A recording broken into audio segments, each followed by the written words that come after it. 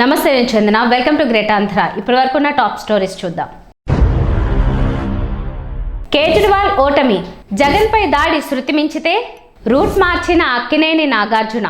ఆప్ అధినేత మాజీ ముఖ్యమంత్రి స్వయంగా న్యూఢిల్లీలో ఓటమి పాలయ్యారు. బీజేపీ అభ్యర్థి పర్వేజ్ సాహిబ్ సింగ్ చేతిలో 1884 ఓట్ల తేడాతో కేజ్రీవాల్ ఓడిపోవడం రాజకీయంగా తీవ్ర సంచలనం రేకెత్తిస్తోంది. వరుసగా 2 సార్లు ఢిల్లీ పీఠాన్ని దక్కించుకున్న ఘనత కేజ్రీవాల్కు దక్కుతుంది. అయితే లిక్కర్ స్కామ్లో ఆయన జైలుకెళ్లడం ఆయనపై చెరగని మచ్చ. ఐఆర్ఎస్ అధికారి అయిన కేజ్రీవాల్ అన్నా హజారేతో కలిసి కేంద్రంలో కాంగ్రెస్ నేతృత్వంలోని ప్రభుత్వ అవినీతికి వ్యతిరేకంగా ప్రజా ఉద్యమం చేశారు. అదే ఆయనకు మంచి పేరు తీసుకొచ్చింది. అయితే 10 ఏళ్ల పాటు అధికారంలో ఉన్న కేజ్రీవాల్ బీజేపీ ప్రచార దూకుడుకు తట్టుకోలేకపోయారు. కేజ్రీవాల్ జైలుకెళ్లినా ఢిల్లీ ప్రజలు సానుభూతి చూపలేదు. కేవలం ఎన్నికల ప్రచారం కోసమే కేజ్రీకి న్యాయస్థానం బెయిల్ ఇచ్చింది. ఎన్నికల ప్రచారం అనంతరం తిరిగి ఆయన జైలుకు వెళ్లాల్సి వచ్చింది. దేశమంతా ఎదురు చూసిన ఢిల్లీ ఫలితాలు బీజేపీకి అనుకూలంగా రావడం విశేషం.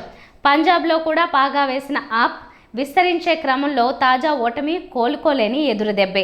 ఎందుకంటే స్వయంగా కేజ్రీవాలే ఓడిపోవడం ఆమ్ ఆద్మీ పార్టీని మానసికంగా దెబ్బతీస్తుంది. అయితే బీజేపీకి ఆప్ మధ్య ఓట్ల తేడా కేవలం 5%. స్వల్ప ఓట్ల తేడాతో ఓడిపోయినవి 10ల సంఖ్యలో ఉన్నాయి.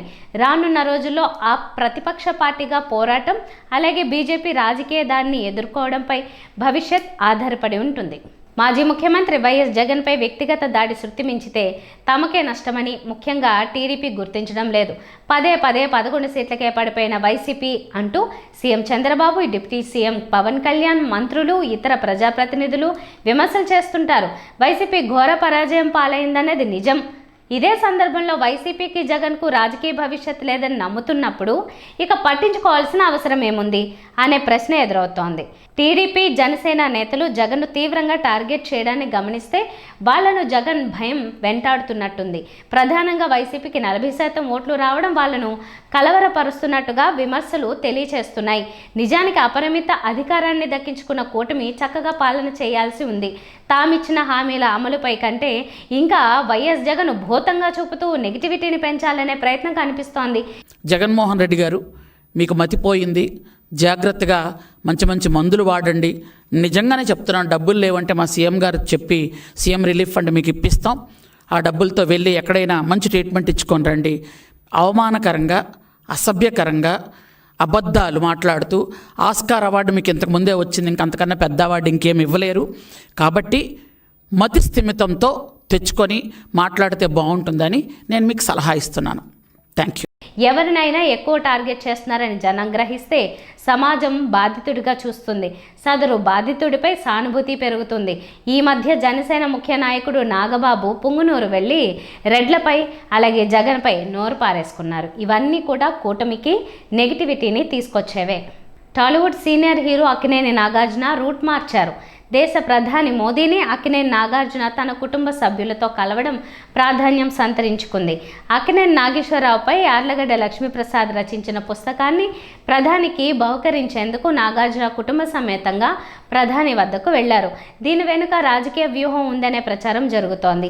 గతంలో ఏపీలో వైఎస్ జగన్, తెలంగాణలో కేసీఆర్ అధికారంలో ఉన్నప్పుడు నాగార్జునకు పలుకుబడి గురించి చెప్పాల్సిన పని లేదు. ముఖ్యంగా వైఎస్ జగన్, కేటీఆర్తో నాగార్జునకు మంచి అనుబంధం ఉండేది. ఆ తర్వాత తెలంగాణ, ఆంధ్రప్రదేశ్ రాష్ట్రాల్లో ప్రభుత్వాలు మారాయి. ముఖ్యంగా తెలంగాణలో నాగార్జునకు కొంత ఇబ్బందికర పరిస్థితి. నాగార్జున కన్వెన్షన్ సెంటర్ను హైడ్రా కూల్చేసింది. దీనిపై నాగార్జున న్యాయ పోరాటం చేస్తున్నారు. అలాగే మంత్రి కొండా సురేఖ ఏ రకంగా నాగార్జునపై నోరు పారేసుకున్నారో అందరికీ తెలిసిందే. ఆ విషయమై కొండా సురేఖపై నాగార్జున పరువు నష్టం కేసు వేశారు. ప్రస్తుతం విచారణ జరుగుతోంది. సీఎం రేవంత్ రెడ్డితో సినీ పరిశ్రమ ప్రముఖులు ఆ మధ్య భేటీ అయ్యారు. వారిలో నాగార్జున కూడా ఉన్నారు. స్వతహాగా నాగార్జునకు ఎవరితోనూ విభేదాలు పెట్టుకునే స్వభావం లేదు. కానీ నాగార్జునను ఏదో రకంగా వివాదాల్లోకి లాగుతూ ఉంటారు. ఈ నేపథ్యంలో ప్రధాని మోదీతో నాగార్జున కలవడం వెనుక ఒక సంకేతాన్ని పంపాలనే ఆలోచన ఉందనే చర్చకు తెరలేచింది. కేంద్రంలో బలంగా ఉన్న మోదీ సర్కార్తో తాను ఉన్నానని నాగార్జున పరోక్షంగా చెప్పదలుచుకున్నారనే అభిప్రాయం వ్యక్తమవుతోంది. ఇటీవల మెగాస్టార్ చిరంజీవి కూడా ప్రధాని మోదీ, ఇతర కేంద్ర పెద్దలతో కలివిడిగా ఉండడం రకరకాల చర్చకు దారితీసింది. ఇప్పుడు నాగార్జున అంశం తెరపైకి వచ్చింది.